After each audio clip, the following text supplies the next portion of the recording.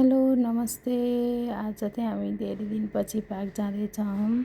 त्यहाँ चाहिँ दिदीले कुर्दै हुनुहुन्छ क्या, अनि दिदीलाई ठक्क भेट भयो। किन ढिलो भन्दै हुनुहुन्थ्यो, अनि त्यहाँ मैले कि हेर्नु यो किन्न गएको थिएँ, त्यो एउटा ढिलो भयो भनेर भने। अनि त्यसपछि हामी पार्कतर्फ जाँदैछौँ। यस्तो गर्मी, ओ माई गड, लास्टै गर्मी। हेर्दा त कस्तो शीतल जस्तो देखिन्छ नि, तर एकदम गर्मी।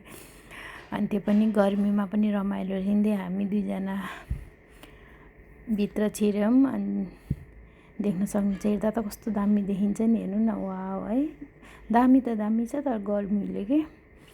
अनि हल्का हल्का शीतल पनि भइरहेछ, हावा पनि चलिरहेछ। अनि त्यसपछि हामीले वरिपरि हेरौँ, यहाँ दिदीबहिनीहरूको बर्थडे रहेछ 4जनाको है, ठाउँ ठाउँमा। अनि त्यो पनि हेऱ्यौँ। अनि त्यसपछि मैले त ल अब कति हेर्ने, अब म चिसो निकालेँ, चिसो भन्दै भन्दै थिएँ, चिसो निकालेँ। मेरो त फेरि चिसो एकदम, म त चिसो लभर हो नि त नि। निकालेँ। अनि त्यसपछि हेरौँ फेरि वरिपरि। अनि त्यसपछि दिदीले पनि निकाल्नुभयो। दिदीको चाहिँ ल्याइरहनु भएको करेन्ट चाउचाउ, अनि काँक्रो आलुको अचार, अनि मैले चाहिँ अन्डा उस्नेर फ्राई गरेर लिएर आएको, हेर्नु देख्न सक्नुहुन्छ। अनि त्यसपछि चिसोहरू, अनि लेज त हामीले खाएनौँ के, त्यही खाँदैमै अगायौँ दुईजना। अनि खाएर त हामी टिकटक बनाउन निस्क्यौँ।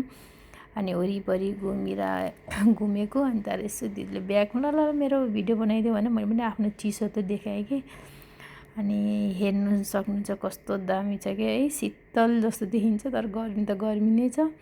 हेर्नु कस्तो रमाइलो क्या। यहाँ चाहिँ फ्यामिली पार्क भन्छ क्या यसलाई चाहिँ। अनि यहाँ सबैजना शुक्रबार शनिबार आइतबार एकदमै भिड हुन्छ कि।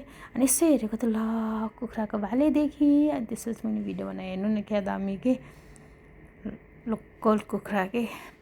अनि त्यसपछि हामी लाग्यौँ त है त साथीहरू, बाई।